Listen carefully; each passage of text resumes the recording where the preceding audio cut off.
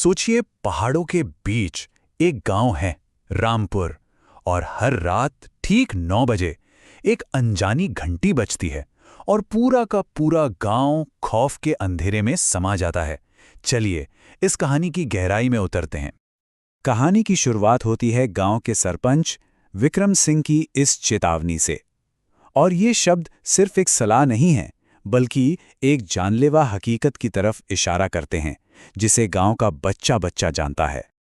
तो सवाल यही उठता है, आखिर एक आवाज में ऐसा क्या है कि पूरा गांव खुद को घरों में बंद कर लेता है? एक घंटी, एक तय समय और एक ऐसा डर जिसने पीढ़ियों को अपनी गिरफ्त में ले रखा है। आखिर रात 9 बजे के बाद होता क्या है?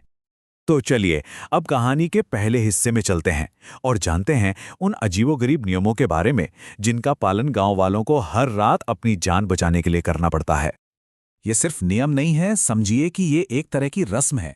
सारे दरवाजे खिड़कियां बंद, हर चौखट पर नमक की एक मोटी लकीर और सबसे बड़ी हिदायत, बाहर चाहे कोई भी हो, कोई अपना कोई दोस्त, दरवाजा नहीं खुलेगा। इस शापित दुनिया में जीने का यही तरीका है। और अब ये खतरा सीधा हमारे मेन कैरेक्टर आर्यन के दरवाजे पर आ पहुंचा है। खिड़की पर जो दस्तक दे रहा है वो कोई और नहीं बल्कि उसका दोस्त अनिल है। वही अनिल जो 1 महीने से लापता था। अब सोचिए, कोई भी इस आवाज को सुनकर क्या करेगा? ये एक ऐसी गुहार है जो किसी का भी दिल पिघला दे। और यहीं पर गांव के नियमों की सबसे बड़ी और सबसे मुश्किल परीक्षा होती है। क्या आर्यन अपने दोस्त के लिए दरवाजा खोलेगा? यहां हमें 2 तरह के लोग दिखते हैं। एक तरफ है आर्यन, जो अपने पिता की चेतावनी और डर के बीच फंसा है, और दूसरी तरफ है रमेश, जो इन सब बातों को अंधविश्वास मानकर नजरअंदाज कर देता है, और उसका यही अविश्वास उसके लिए जानलेवा साबित होता है। रमेश का अंजाम बहुत भयानक था। जैसे ही उसने दरवाजा खोला, अंधेरे ने उसे अपनी आगोश में ले लिया। उसकी चीख ने एक बार फिर यह साबित कर दिया कि गांव का डर वो सच था। इस श्राप को हल्के में लेने की कीमत सिर्फ मौत थी। तो अब सवाल ये उठता है कि ये सब शुरू कहां से हुआ? क्या है इस भयानक श्राप की जड़? चलिए अब कहानी के उस हिस्से में चलते हैं। तो कहानी जाती है 50 साल पीछे। एक बच्चा जिसका नाम अनिल था, कुएं में गिर गया और गांव वालों ने उसे वहीं मरने के लिए छोड़ दिया।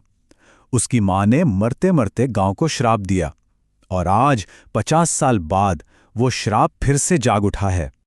गांव वालों के पास खुद को बचाने का सिर्फ एक ही तरीका है, ये नमक की लकीर। ये एक तरह की पवित्र ढाल है जो बुरी ताकतों को बाहर रखती है। लेकिन हर ढाल की एक कमजोरी होती है। इसकी कमजोरी ये है कि अगर घर के अंदर से किसी ने अपनी मर्जी से दरवाजा खोल दिया तो ये सुरक्षा कवच टूट जाता है। अब कहानी अपने क्लाइमैक्स पर पहुंचती है। गांव के सरपंच विक्रम सिंह ये फैसला करते हैं कि वो इस डर से और नहीं भागेंगे। वो श्राप की जड़ का सामना करने के लिए तैयार हैं। अब माहौल में तनाव और भी ज्यादा बढ़ गया है। विक्रम सिंह के पास सिर्फ 10 मिनट हैं। उन्हें उसी पुराने कुएं में उतरना है, आत्मा का सामना करना है और 9 बजने से पहले वापस आना है। वक्त बहुत कम है। विक्रम के ये शब्द सिर्फ एक हिदायत नहीं, बल्कि एक बलिदान की तैयारी है। वो अपने ही बेटे को एक ऐसा फैसला लेने के लिए कह रहे हैं जिसके बारे में सोचना भी मुश्किल है। रात के 8:58। समय जैसे भाग रहा है, हर एक पल के साथ धड़कनें तेज हो रही हैं। सिर्फ 2 मिनट बचे हैं। ऊपर आर्यन की सांसें अटकी हुई हैं। उसकी आवाज में डर भी है और उम्मीद भी। क्या उसके पिता वक्त पर लौट पाएंगे? और ठीक 9 बजे जैसे ही वो खौफनाक घंटी बजनी शुरू होती है, रस्सी में एक खिंचाव आता है। विक्रम सिंह बिल्कुल आखिरी पल में ऊपर आ जाते हैं। तो उस रात के बाद क्या हुआ?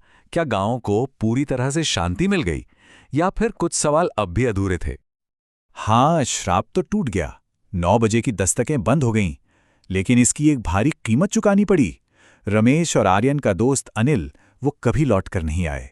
गांव को शांति तो मिली, पर यह एक अधूरी शांति थी।